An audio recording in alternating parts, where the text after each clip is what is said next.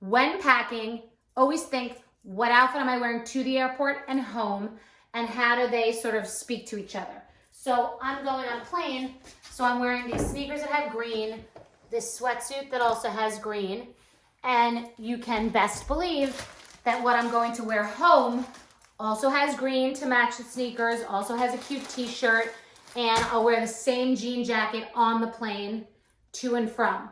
So you're sort of conserving space.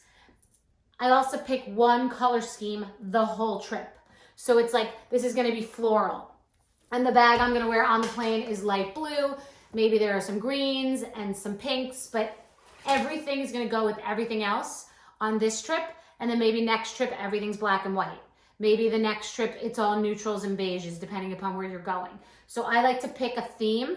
So then you bring fewer hats, fewer shoes, fewer bags, less jewelry. It's just thinking ahead about how to pack.